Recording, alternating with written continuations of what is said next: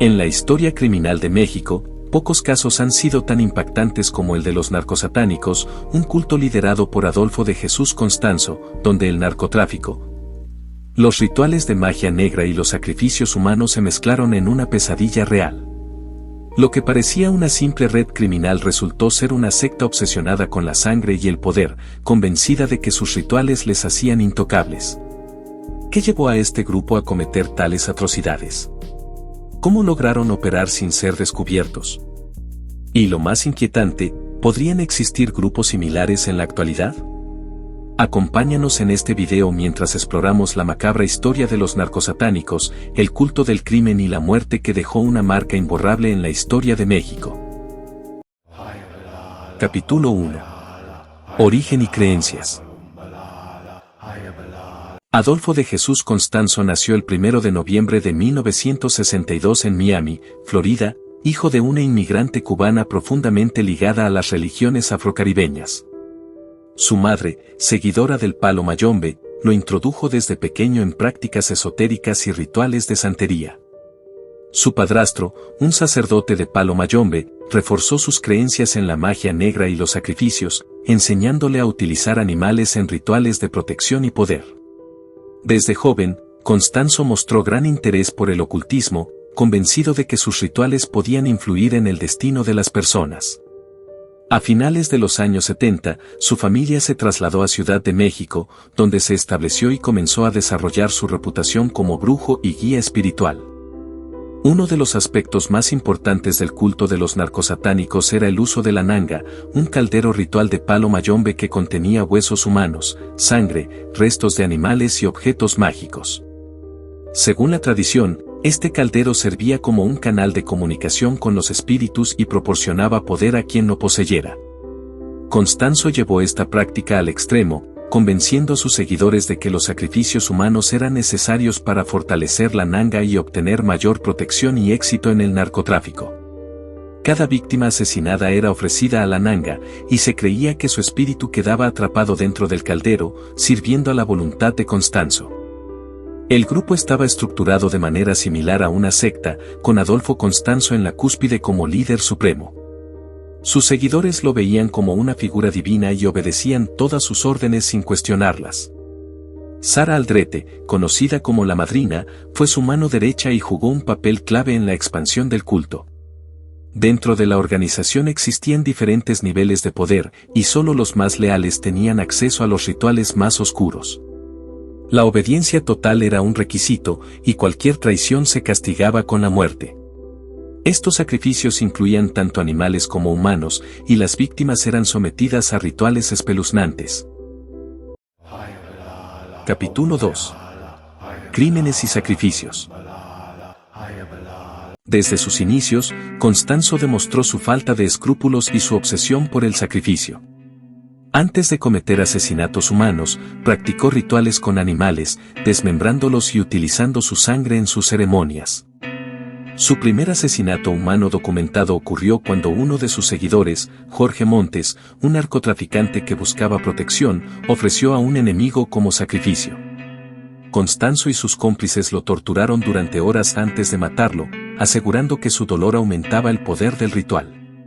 Tras su muerte, sus restos fueron colocados en la nanga, un caldero ritual, con la creencia de que su espíritu quedaría atrapado y serviría a los propósitos del grupo.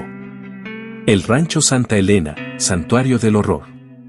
Ubicado en las afueras de Matamoros, Tamaulipas, el Rancho Santa Elena se convirtió en el epicentro de los rituales del culto.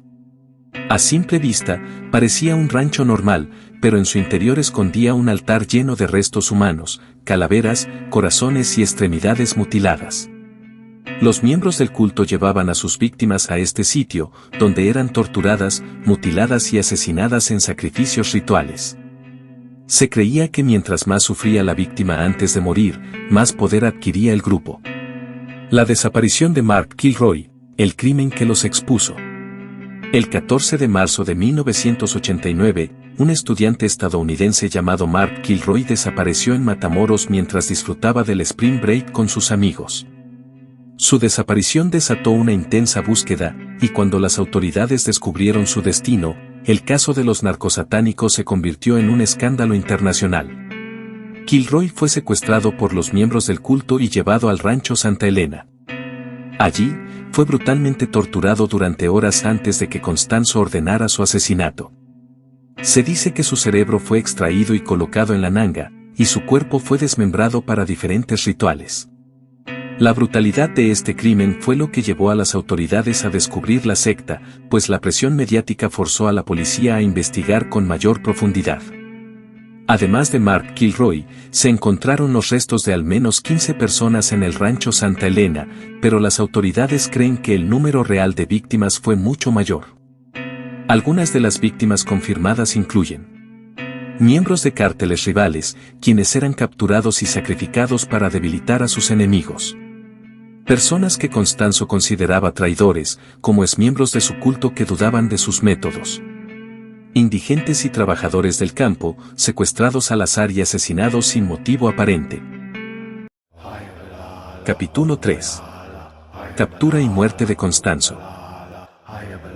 Después del descubrimiento de los cuerpos en el rancho Santa Elena, la policía comenzó una cacería contra los responsables. Se llevaron a cabo múltiples arrestos y varios miembros del culto comenzaron a confesar los crímenes cometidos bajo las órdenes de Constanzo. Adolfo Constanzo estaba consciente de que su captura era inminente. Su nombre estaba en los titulares de los periódicos, y los informantes dentro de la policía le advertían que se estaba cerrando el cerco sobre él. Sabiendo que Tamaulipas ya no era seguro, decidió huir a la Ciudad de México, un lugar donde podría moverse con mayor discreción. Junto a él viajaron Sara Aldrete, Omar Orea, Álvaro de León Valdés y otros cómplices, quienes se refugiaron en un apartamento en la calle Río Sena, en la colonia Cuauhtémoc. Para evitar ser descubiertos, adoptaron identidades falsas y limitaron su contacto con el exterior. Sin embargo, el carácter paranoico de Constanzo comenzó a aflorar. Se convenció de que la policía lo seguía y prohibió a sus seguidores salir sin su permiso. Durante su tiempo en la Ciudad de México, Constanzo seguía practicando sus rituales de santería y brujería. Aunque ya no podía realizar sacrificios humanos como en Matamoros, continuaba utilizando animales y realizando ceremonias con sus seguidores. Sin embargo, su comportamiento errático llamó la atención de los vecinos. Frecuentemente arrojaba puñados de billetes por la ventana del apartamento, una práctica que, según él, confundía a los espíritus malignos y evitaba la mala suerte. Este acto, lejos de protegerlo, alertó a los residentes del edificio, quienes informaron a la policía sobre un hombre extraño que arrojaba dinero por las ventanas. El 6 de mayo de 1989, la policía capitalina fue alertada de una actividad sospechosa en el edificio.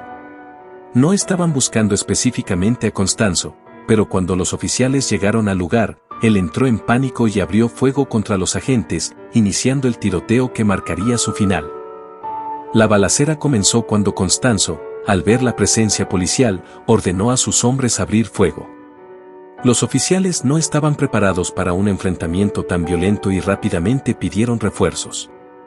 Durante casi una hora, el apartamento se convirtió en una fortaleza. Los seguidores de Constanzo disparaban desde las ventanas, mientras los policías intentaban tomar el control del edificio. En medio del caos, Adolfo Constanzo comprendió que no tenía salida. Se negó a ser arrestado, pues estaba convencido de que su captura significaría un destino peor que la muerte.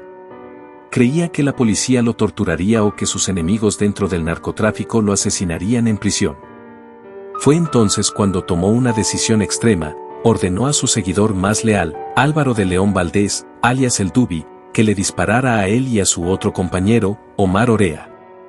Según el testimonio de los sobrevivientes, Constanzo le gritó a el Dubi: «Mátame, mátame ahora mismo. No dejaré que me atrapen vivo». El joven, aunque aterrado, obedeció la orden. Con un rifle automático, disparó múltiples veces contra Constanzo y Omar Orea, acabando con sus vidas al instante. Capítulo 4. Impacto y legado. Desde que se descubrieron los crímenes cometidos por los narcosatánicos, los medios de comunicación no tardaron en convertir el caso en una de las historias más aterradoras de la década de 1980.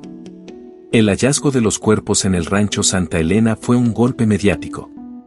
Los principales periódicos de México y Estados Unidos comenzaron a publicar noticias sobre los asesinatos, destacando la brutalidad de los rituales satánicos y el fanatismo de Constanzo.